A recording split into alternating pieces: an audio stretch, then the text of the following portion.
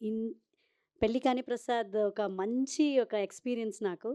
So, 21st మేమొస్తున్నాము. అందరిను చాలా నవ్విపిస్తున్నాము.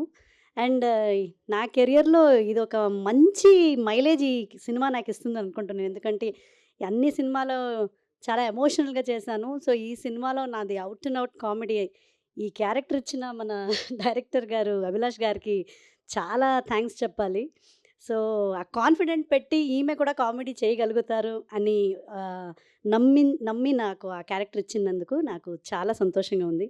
And అన్నపూర్ణమ్మ అమ్మతో కలిసి ఈ కాంబినేషన్‌లో ఇది నా ఫస్ట్ మూవీ.